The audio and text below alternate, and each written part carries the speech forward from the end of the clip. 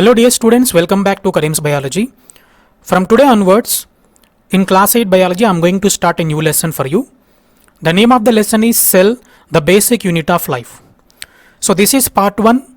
In this session, I am going to teach you about what is a cell, and we will also be learning about the discovery of the cell. So let us begin our session. Subscribe now and press the bell icon. Never miss an update. Dear students, we already know that our earth is a beautiful place where different types of organisms happily coexist. When I say different types of organisms, there may be minute mosses which live on the walls, to huge coniferous trees which are very tall, and invisible bacteria. There may be some invisible bacteria which may be living, to a huge blue whale that is living in vast ocean waters. Right? All these animals, their size may be different, their shape may be different, but all these organisms, they are sharing one common thing, and that is all of them, they have a basic unit called cell in their body. Okay, so let me elaborate this with the help of an example. So what do you see here? You can see a building, right? And look at this building, how it is made. I think all of you have seen how the building is construction site. Have you ever visited a construction site? Near the construction site, you can see sand, you can see bricks, you can see cement. Okay, and all those people who are working there, what are they doing? They in fact arrange these bricks one above the other. Can you see here also there are some bricks? Yes. So these bricks are arranged one above the other so that first of all walls are made. Then eventually they are arranged in such a way so that the building is constructed. All these bricks here are joined together with the help of cement and sand. They will be arranged one above the other. Eventually, this type of wonderful construction is made. In other words, what is the basic structure which is forming this building? Yes, if you say bricks, that is correct. The bricks are the building blocks of this construction. Right? In the same way, all the other organisms, they too have same type of structures in their body. Like the building is made up of these building blocks called bricks, the living organism's body, including the human beings, plants, animals, and microorganisms also, they are made up of very tiny structures which are called cells. But remember one point, the bricks are bigger in size in this case of building, but the cells in our body, they are tiny, often invisible to our naked eye, but they are visible under a microscope. Okay, so if you take a small portion of your skin or your body, and if you enlarge them and observe under microscope, this is what you can see. You can see small structures like that of the bricks here. These small structures are in fact constructing our body. They are making our body. In other words, I can say that these small minute structures called cells, they are the building blocks of our body. Not only our body. If you look at a plant, all the organs of the plant, all the organs of animals. For example, in our body, we have different organs. We have skin, you may be having blood, you may have heart, brain, muscles. All these organs, they are made up of minute structures, building blocks called cells. In the same way, plants also. Plants have roots, they have stem, they have leaves, flowers. All organs of the plant body too are made up of these tiny structures which are called cells. So, in other words, I can say, in living organisms, the cell is the fundamental structural and functional unit of all the living organisms. Then what does it mean by structural unit? Come back to the example of this building. This building is made by arranging the bricks one above the other. So, the bricks here, they are the fundamental structural units of this building. Means it is because of the bricks this type of building is made possible. In the same way, the living organisms too have these tiny structures in their body which are called cells, and in our body the cells are the structural units.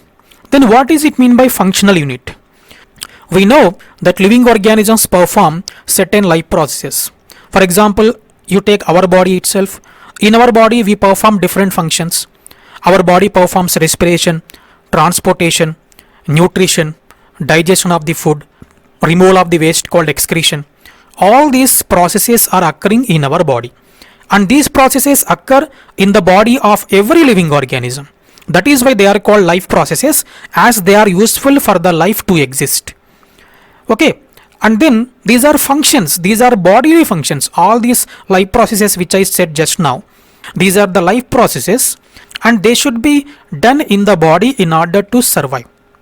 Okay, so in other words, the living organisms, when they perform all these functions are in fact performed by each and every cell that exists in their body. Say for example, human body, if you are performing respiration, if the human body is performing respiration, that means that each and every cell in our body is performing respiration. If I say transportation is happening, each and every cell, within each and every cell, transportation is going on. When I say nutrition, each and every cell is performing nutrition. So when all cells perform these functions, all together we can say the living organism is performing the function.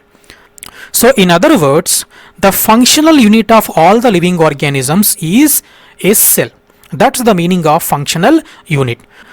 So if somebody asks you what is the meaning of a cell, you can say this definition: the cell is the fundamental structural and functional unit of all living organisms. Okay, so that's about the introduction to cell. Nowadays we knew everything about cell. We knew that there are cells in our body, but how did we come to know that? What about the people who are behind these facts that you know today? Is it not our duty to know about this great work done by those great people? So let us now find out, how did we come to know about all these facts about cells? Who discovered about these things? Now let us start about that. It started in the year 1665 when a British scientist by name Robert Hooke, he observed thin slices of cork under a simple magnifying device which he made himself. So you can see the picture of Robert Hooke. He was the first person to start working about the discovery of cells. And children, you should also understand that if you want to know about a cell, we should be able to see that. And as I mentioned that the cell is a tiny structure which is invisible to the eye. If you want to see the tiny structure, you have to magnify the image of that cell hundreds of times to make it bigger and observe clearly. And how can you do that? Nowadays we know that it can be done by using a simple magnifying device such as microscope. So Robert Hooke was interested in knowing about these tiny things. So he made a magnifying device himself. Can you see here? This is the simple magnifying device or a simple microscope which is made by Robert Hooke. I am saying it is simple, but it is not simple. It is called a compound microscope because he used 2 to 3 lenses in order to magnify the objects. Okay, so this is the simple compound microscope made by Robert Hooke. After making this microscope, he took the bark of oak tree. So this is the oak tree. What is the bark? Bark is the outermost dry layer of the stem. So in those days, from this bark, corks are made. So this is the cork. And what is a cork? Cork is nothing but the bark of a oak tree shaped in such a way so that the mouths of the bottles can be closed with it. So in other words, this cork is the bark that was used to close the mouth of these bottles. So he took this cork and he took the small slices of cork and kept them under microscope to observe them. And when he observed these corks under microscope, he observed that the cork resembled the structure of a honeycomb consisting of many empty spaces or empty box-like structures. So he observed the cork under microscope. Then what did he observe? He observed some structures that resembled the honeycomb. Do you know about honeycomb? Yes, this is honeycomb. And if you have a closer look of this honeycomb, we can see these small compartment-like structures in the honeycomb which are little room-like structures. So he also observed something similar under microscope when he kept the cork under microscope. And what did he see? This is what he saw under microscope. And they are also just like that of the honeycomb-like structures, having small compartments in them, right? Can you see? Yes, these are small compartment-like structures that are visible under microscope. And this structure reminded him of the rooms in the monastery in which the monks live. And he quickly named them as small or little rooms. Okay, not in English, but he named them in Latin as cells. So what does it mean by cells in Latin? In Latin, a cell means little room. As they resembled small room-like structures, he named them as cells. Until now, we have been using the same word cell for these tiny structures. But you must remember one point. The bark that he took from the oak tree is a dry bark. Okay, so when he observed that dry bark under microscope, these structures that he saw, they are actually empty. As they were already dry structures, within each cell he did not see anything. They were actually empty. So in other words, the cells in the cork are dead cells. They are dead because there was nothing found within the cell. So what do we conclude by this? By this we can conclude that when Robert Hooke observed the cork under microscope, the cells that he found were actually dead cells. Then is there anyone who saw living cells for the first time under microscope? Yes, there was a scientist by name Anton von Leeuwenhoek. He is another scientist who saw these cells soon after Robert Hooke observed them. He too made use of a microscope containing some improved lenses that could magnify objects almost 300 times. So he too made a microscope like that of Robert Hooke. But the microscope made by Leeuwenhoek, it is somewhat advanced and can magnify the objects up to 300 times. And this is the microscope made by Leeuwenhoek. Structurally, it is somewhat different from the microscope made by Robert Hooke, but it can magnify the objects up to 300 times. And he was very much eager to learn about how the objects appear under microscope. In the year 1676, under his microscope, Leeuwenhoek was the first human to see living bodies like bacteria, yeast, protozoa, red blood cells, and the teeming life in a drop of water. I told you already that he observed so many things. He took a drop of water from the pond and observed it under his microscope, and there he saw so many organisms such as protozoans. And he also observed the blood under his microscope, and there he discovered RBC, red blood cells. Okay, and he observed some of the strange things also. He took the smear from the surface of ox tongue and observed it under microscope. There he saw tiny living organisms such as bacteria. Okay, and remember children, all these bodies that were observed under microscope by Leeuwenhoek, all of them are living bodies. And how did he come to know that these were living bodies? Because he observed motile objects under microscope and named them as animalcules. So he saw some of the things such as bacteria, protozoa.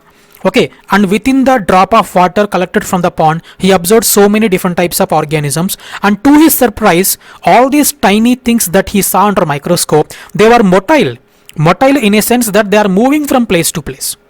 By that time he already knew that motility or mobility is one of the character of living organisms, particularly animals. That is why he thought that these tiny creatures that he saw under microscope which are moving, they are tiny animals. So he named them as animalcules. So this is how the discovery of a living cell started by Anton von Leeuwenhoek.